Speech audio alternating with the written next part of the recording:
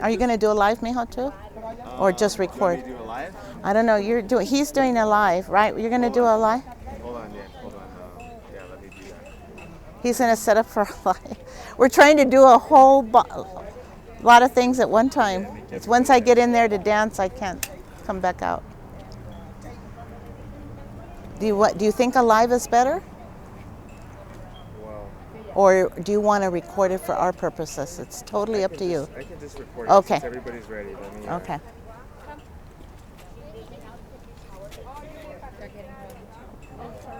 No, you're good. In fact, you can stay in. Anything you want. And yeah, I have no rules, no structure. All right, ready? It's all a go. Just look in between us. Look in between you. Yeah. Okay. Let's have your name, please. Patrcia Roybal-Caballero. Spell the whole name. It's a double last name. Roybal, Roybal. Caballero, Caballero. Patricia. Patrcia. Spell it. Patricia.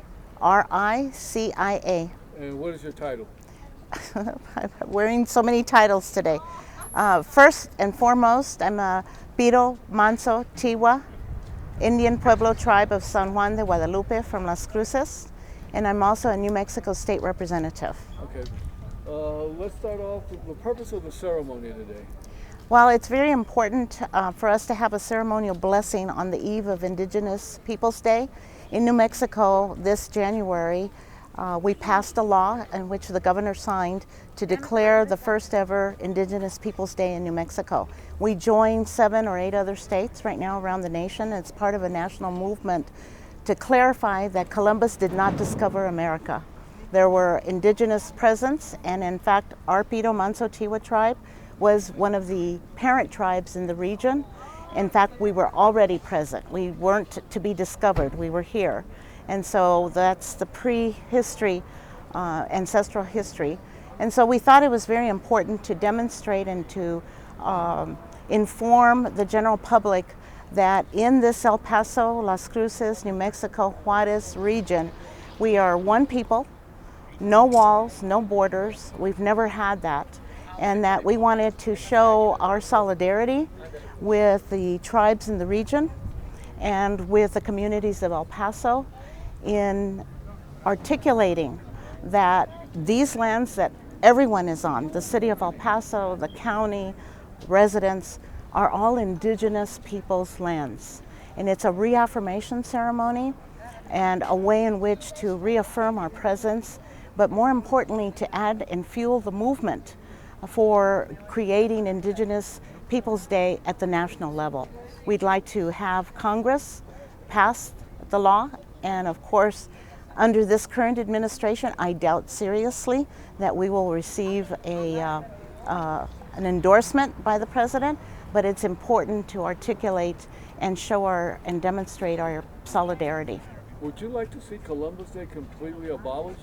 I absolutely would, and I think the movement absolutely would. Columbus was a visitor, like many of the other visitors. He did not discover America. Americas and the story and the history of the Americas was existent in what we as indigenous people like to say and declare as time immemorial. Our tribe, for example, is a perfect example of that, time immemorial. There's no way to count the generations of tribal presence because we just were here, we existed, we were part of the North Americas. And so there was nothing to be discovered. What we did is we welcomed everyone who came in and joined us, passed through, we gave them the welcome, we gave them blessings as what we're going to do today. All the visitors that have come throughout the histories of these Americas, we as indigenous people have given a welcome. We've blessed the visitors, we've welcomed them, we've shared our knowledge, we've shared our food, we've shared our traditions, which are completely embedded in the peoples as they exist today. Let me, and it's going to sound kind of harsh the way I'm going to phrase this question, but is this Columbus heralded as a hero, as a discoverer by white society, you know, you know, the history books is full of white history, you know, and Columbus, now we have a day for Columbus, is that the white, the white population that is heralding these, and how can that be changed?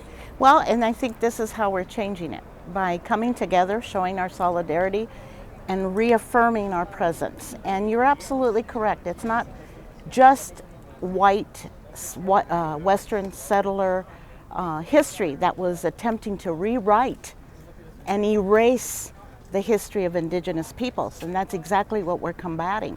That's what we're fighting. You cannot come in and declare that you've discovered and taken and laid a stake and said, this is our lands. You cannot do that. You cannot infringe on the populations that already had a historical presence. So yes, it's a reaffirmation and an attempt to bring back what is our history. And our history is not to be rewritten. We write our history. We write our history through our language. We rewrite our history through our culture. We still are living the traditions of our ancestors. We're walking on the lands and the grounds that we walk on right now. We revere. We protect our climate.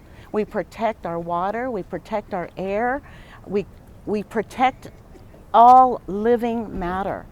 And so that's out of showing respect for what we believe was given to us to nurture and to live off of. So it's a gift. So it is not just Western settler history, which has been predominantly written by white populations, because we have to acknowledge who came through here.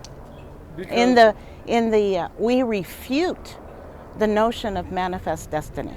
because Western, white, whatever you want to call them, that was their method of operation. Landed wherever, East Coast, moved towards the West, taking the land of the Native American, plus putting the Native American on reservations. Mm-hmm. So it goes throughout history, the conquering of one race over another race. Absolutely. It's part of the conquered mentality, and that's why I brought up manifest destiny.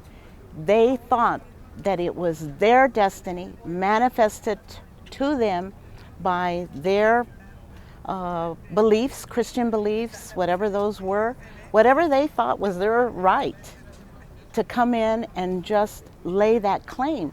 And what we're saying is that you cannot do that. And we're taking up our ancestral responsibility to continue to declare and write our own history, but to undo the wrongful history that was attempted to be giving indigenous peoples an erasure. Because by putting indigenous peoples on reservations and by creating frontiers and borders and walls, even during the Western settler movement and the colonization effort, to do that is to claim that we were not existent and that we were reduced to being slaves to the economy that was moving in, or slaves to the political will of what was moving in. And we refute that. Today, we refuted it then, and you wonder why we are a people of resiliency, of determination, and of claiming that these indigenous lands, we welcomed visitors on these lands. We have not demonstrated the same conquering mentality. We did not prevent people from coming in and sharing our knowledge, our food, our air, our water, our land. We never did that. We welcomed that. They exploited our welcoming. They took advantage of us being welcoming. And to do that is the worst case of colonization and of the conquering mentality that this country has demonstrated. So if we want to talk about the United States having its own attempt to annihilate populations, We are a perfect example of what they attempted to annihilate, but were not successful. And that's why this blessing and this ceremony is so very important today on the eve of what we have declared in New Mexico, because New Mexico is extending